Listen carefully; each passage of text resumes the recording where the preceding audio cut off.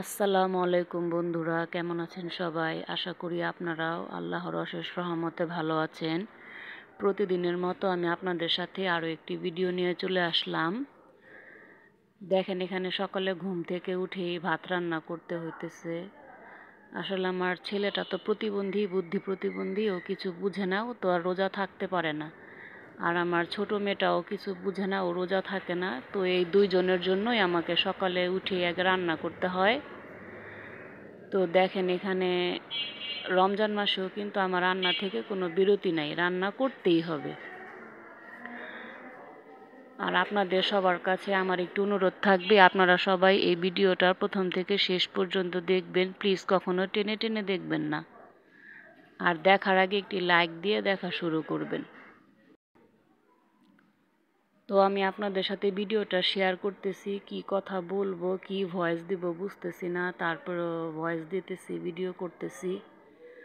আর এখানে দেখেন পাকা পাকা বড়ই নিয়ে আসছি গ্রাম থেকে। এগুলো দিয়ে ভাবছি যে আচার বানাবো। এই বড়ইগুলো একদম ধুয়ে রোদে শুকিয়ে নিব, শুকানোর পরে আমি এগুলো দিয়ে আচার বানাবো। এই এই বড়ইগুলো খেতে অনেক সুস্বাদু, একদম মিষ্টি বড়ই। কাঁচা যখন থাকে, এই বড়ইগুলো যখন কাঁচা থাকে তখন খুব টক হয়, আর আর যখন এগুলো পাকে খুব মিষ্টি হয়। এই বড়ইগুলো একদম ধুয়ে পরিষ্কার করে নিছি, ভাবছি যে রোদে শুকা দিব। এই বড়ই আচারটা একদিন আপনাদের সাথে শেয়ার করব। বড়ইগুলো দেখতে অনেক সুন্দর, তাই না বলেন? দেখেই মনে হচ্ছে যে খেয়ে ফেলি সবগুলো। একদম পাকা পাকা বড়ই। আপনারা কে কে পাকা বড়ই পছন্দ করেন একটু জানাবেন। আর এখানে দেখেন, গ্রাম থেকে আসার পরে কোনো বাজার ছিল না ঘরে, তো কাঁচামরিচ নিয়ে আসছে আর কিছু বাজার করে নিয়ে আসছে। তার মধ্যে বেগুনগুলো দেখেন কত সুন্দর। তো বাজার করে আনার পর এগুলো বাজারটা নামানোর পর ভাবলাম যে আপনাদের সাথে ভিডিওটা একটু শেয়ার করি। বেগুনগুলো অনেক সুন্দর।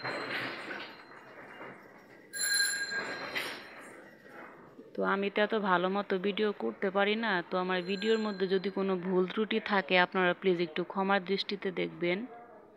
আর আপনারা প্লিজ আমার সাথে থাকবেন, আমাকে একটু সবসময় সহযোগিতা করবেন। তো বাজার থেকে নিয়ে আসার পরে বেগুনগুলো নামিয়ে ফেললাম, কাঁচামরিচগুলো নামালাম, তারপরে মাছ কিনে নিয়ে আসছিল।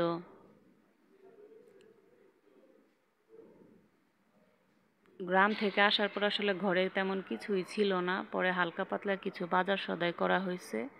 তো ভাবলাম যে ভিডিওটা আপনাদের সাথে একটু শেয়ার করি। কাঁচামরিচগুলোও কিন্তু অনেক সুন্দর দেখেন।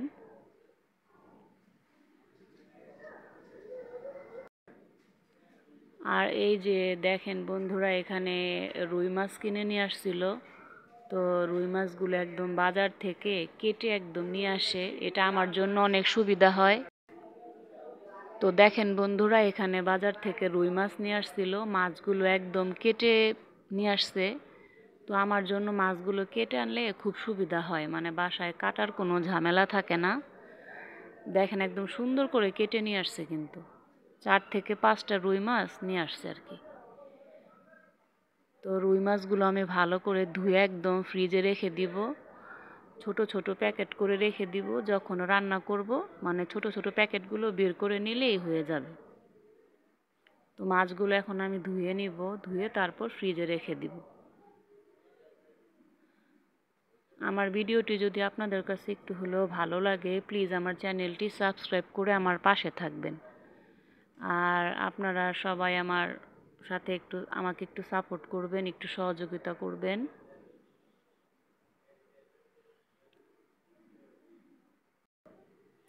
আর আপনাদের সবার কাছে আমার একটি রিকোয়েস্ট থাকবে, আপনারা ভিডিওটি কখনো টেনে টেনে দেখবেন না।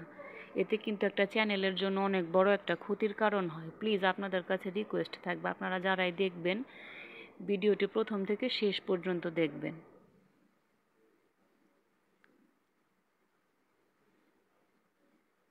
তো দেখেন, এখানে মাছগুলো আমি ভালো করে ধুয়ে নিতেছি। আমার ভিডিওটি ভালো লাগলে একটি লাইক দিয়ে দিবেন। এই রুই মাছগুলো ভেজে রান্না করলে খুব স্বাদ হবে, যে কোনো কিছু দিয়ে রান্না করলে খুব ভালো লাগবে। আর আমরা সাধারণত কাঁচা মাছটা কম খাই, মাছটা ভেজে তারপর রান্না করি, এতে কিন্তু খুব ভালো লাগে খেতে। তো আপনারা যারাই আমার এই ভিডিওটি প্রথম থেকে শেষ পর্যন্ত ধৈর্য সহকারে দেখতেছেন বা দেখবেন, আপনাদের সবাইকে জানাই অনেক ধন্যবাদ। আপনারা সবাই সুস্থ থাকবেন, ভালো থাকবেন। আসসালামু আলাইকুম।